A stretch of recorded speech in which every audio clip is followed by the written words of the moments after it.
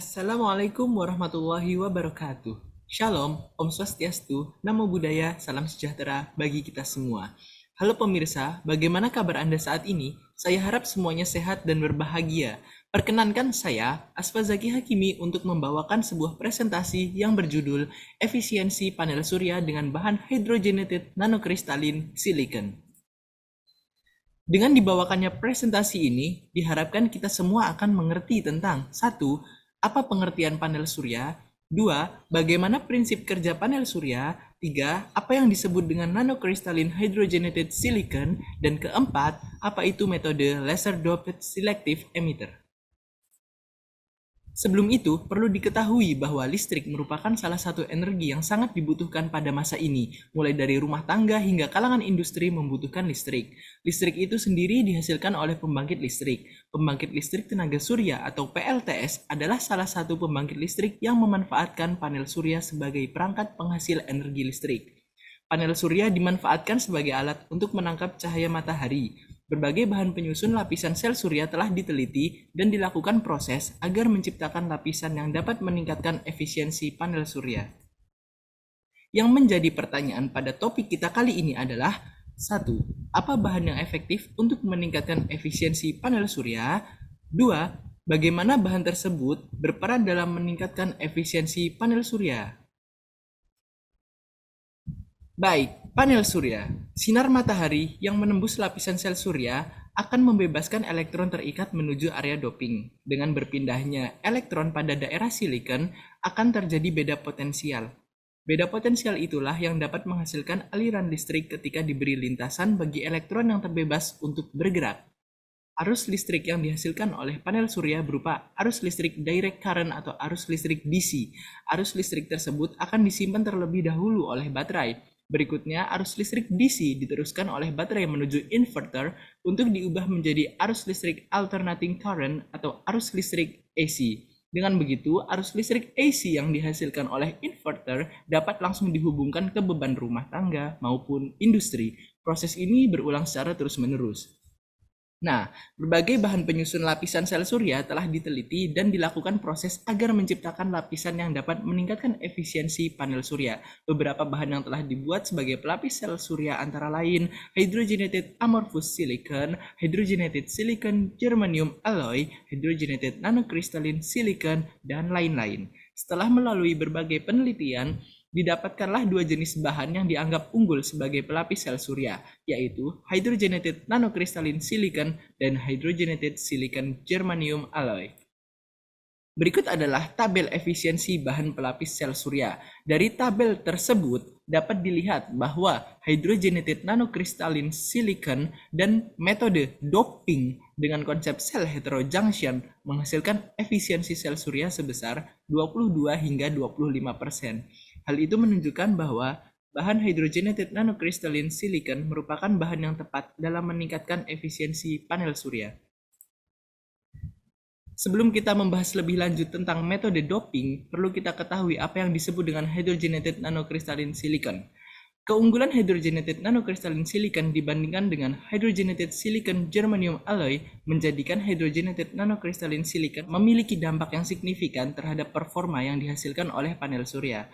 Berikut adalah beberapa peran penting hydrogenated nanocrystalline silicon terhadap kinerja panel surya. Yang pertama adalah kontrol dinamis pada pengendapan. Pembentukan nanocrystalline silicon dimulai secara normal dengan lapisan inkubasi amorf.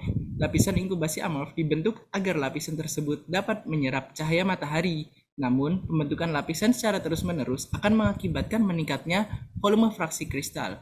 Hal ini akan menurunkan kualitas panel surya. Untuk mengatasi hal tersebut, pengenceran hidrogen merupakan solusi yang tepat. Dengan mengubah dinamika pengenceran hidrogen, peristiwa kristalinitas dapat dikontrol secara efektif. Solusi ini juga dapat mempertahankan distribusi performa yang diinginkan pada panel surya.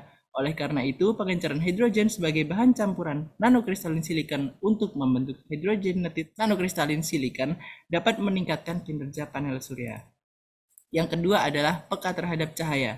Grafik di atas ini merupakan grafik yang menunjukkan bahwa hydrogenated nanocrystalline silicon memiliki kepekaan yang tinggi terhadap sinar matahari, karena bahan tersebut mampu menyerap panjang gelombang cahaya matahari mulai dari 300 hingga 1130 meter.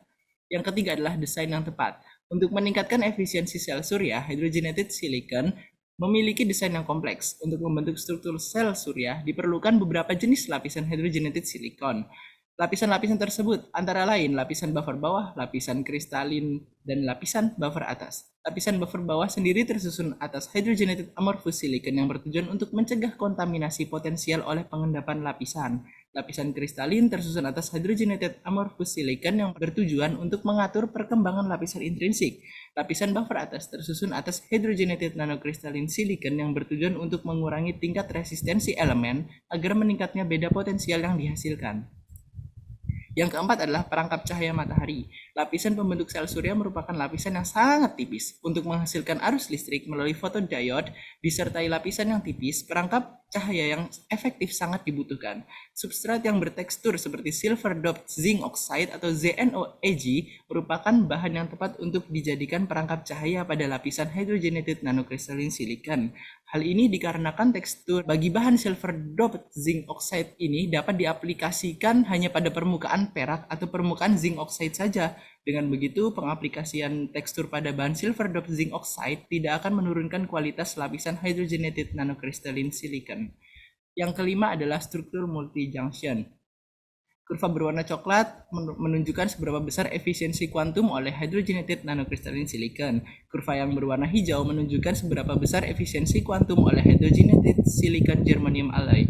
Dan kurva berwarna merah menunjukkan seberapa besar efisiensi kuantum oleh hydrogenated amorphous silicon. Sementara itu, kurva yang berwarna hitam menunjukkan seberapa besar keefisienan kuantum oleh kombinasi struktur triple junction. Hal tersebut pada akhirnya menunjukkan bahwa arus listrik sebesar 28,6 mA dapat dihasilkan oleh setiap sentimeter persegi permukaan struktur triple junction. Yang keenam adalah struktur large area multi-junction. Struktur triple junction yang tersusun atas hydrogenated nanocrystalline silicon, hydrogenated silicon germanium alloy, dan hydrogenated amorphous silicon menghasilkan arus listrik yang cukup kuat. Hal itu menyebabkan diperlukannya lapisan hydrogenated silicon germanium alloy yang lebih tebal untuk mengimbangi kuatnya arus listrik yang dibentuk. Namun, menebalnya lapisan hydrogenated silicon germanium alloy itu dapat mengakibatkan tingginya tingkat degradasi oleh induksi cahaya.